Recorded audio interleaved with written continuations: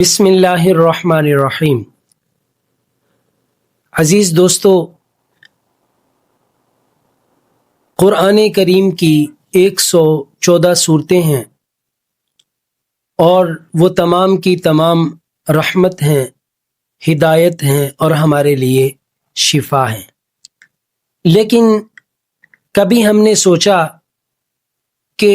قرآن کریم میں اتنی صورتیں ہیں لیکن فتنوں سے بچاؤ کے لیے نبی پاک صلی اللہ علیہ وآلہ وسلم نے سورۃ کہف ہی کیوں پڑھنے کا حکم دیا؟ کیا وجہ ہے کہ جمعہ کے دن خاص طور پر یہی سورت پڑھنے کی تاکید کی گئی کہ نبی پاک صلی اللہ علیہ وآلہ وسلم نے ارشاد فرمایا کہ جس نے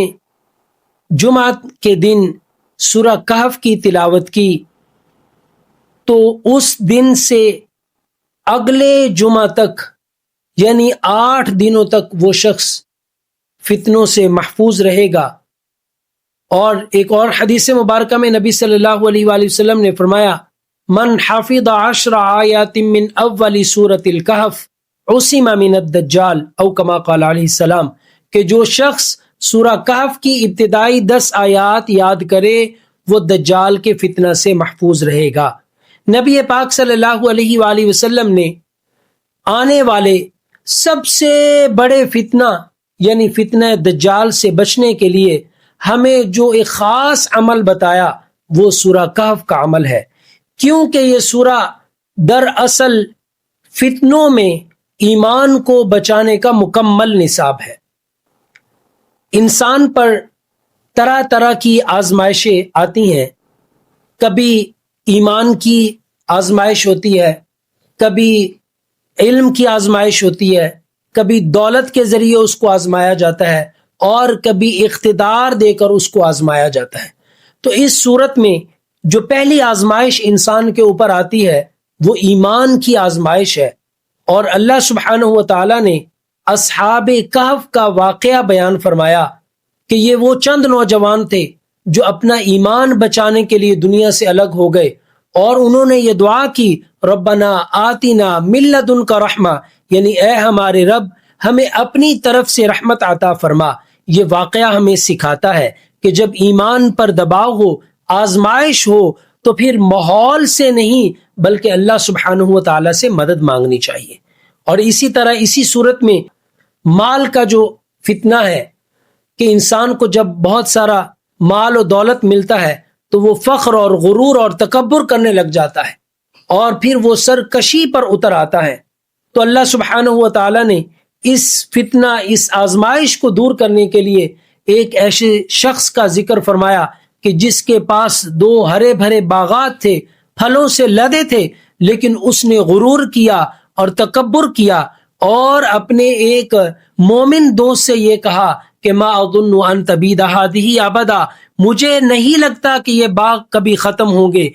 تو یہ مال کے غرور کا فتنہ تھا، اور اللہ سبحانہ و تعالی نے سورہ کہف کے اندر اس کا علاج بتایا کہ اگر تمہیں مال عطا کر دیا جائے تو شکر کرنا چاہیے، عاجزی کرنی چاہیے اور اس کے استعمال میں آخرت کو یاد رکھنا چاہیے۔ اسی طرح اسی صورت کے اندر جو علم کی آزمائش ہوتی ہے کہ جب انسان کے پاس علم آتا ہے تو وہ سرکشی کرنے لگ جاتا ہے اور وہ یہ کہتا ہے کہ مجھے سمجھانے کی ضرورت نہیں ہے، مجھے سب پتا ہے، آپ مجھے اس کے بارے میں نہ بتائیں۔ تو یہ واقعہ ہمیں سکھاتا ہے کہ علم کتنا بڑھ جائے عاجزی لازم ہے۔ حضرت موسیٰ علیہ السلام کے ذریعہ سے ہمیں یہ تعلیم دی گئی کہ جب آپ کے پاس علم جتنا مرضی آ جائے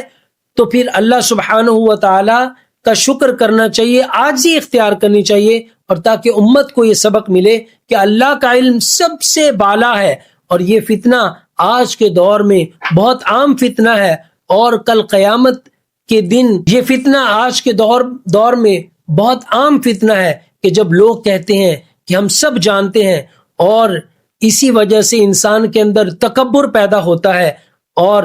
یہ فتنہ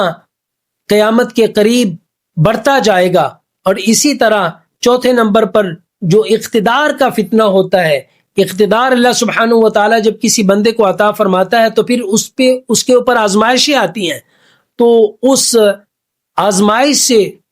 بچنے کے لیے اللہ سبحانہ و تعالیٰ نے ذوالقرنین کے بارے میں ذکر فرمایا کہ جس کو اللہ سبحانہ و تعالیٰ نے مشرق سے مغرب تک حکومت فرمائی. ذوالقرنین کو اللہ سبحانہ و تعالیٰ نے طاقت دی، انہوں نے ناجائز فائدہ نہیں اٹھایا، لوگوں پر ظلم نہیں کیا، ان کا مال نہیں چھینا،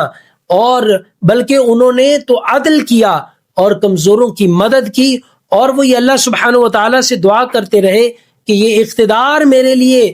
ہذا رحمت من ربی، یہ تو میرے رب کی رحمت ہے. اور یہ واقعہ ہمیں سکھاتا ہے کہ جب ہمیں طاقت ملے تو اس طاقت کو عدل کے لیے استعمال کیا جائے، ظلم کرنے کے لیے نہیں، انا کے لیے نہیں کرنا چاہیے. اب غور کریں کہ یہ چاروں فتنے جو دجال کے خروج سے پہلے عام ہو جائیں گے، اللہ سبحانہ و تعالیٰ نے ان چاروں فتنوں کا جو علاج ہے وہ سورۃ کہف کے اندر بیان فرما دیا ہے. اس لیے نبی پاک صلی اللہ علیہ وسلم نے فرمایا جو سورہ کہف پڑھے گا اللہ سبحانہ و تعالیٰ اسے فتنہ دجال سے محفوظ رکھے گا. سورہ کہف ایک سورت نہیں بلکہ یہ ایمان کی حفاظت کا ہتھیار ہے. یہ ہمیں بتاتی ہے کہ ایمان ہو، دولت ہو، علم ہو اور طاقت ہو، یہ صرف اور صرف اللہ سبحانہ و تعالیٰ کی عطا سے ہوتے ہیں. اور یہ چاروں اگر اللہ سبحانہ و تعالیٰ عطا فرما دے تو اسی میں ہی ہماری نجات ہے. اور اگر یہ نفسانیت کے لیے ہوں، انا پرستی کے لیے ہوں، تو پھر یہی ہمارے لیے آزمائش کا باعث بن جائیں گے. اس لیے دوستو جمعہ کے دن سورۃ کہف کی عادت بنا لیجئے. یہ سورت نہ صرف فتنوں سے، آزمائشوں سے بچاتی ہے بلکہ دل کو نور، روح کو سکون اور ایمان کو تازگی عطا فرماتی ہے. اگر آپ چاہتے ہیں کہ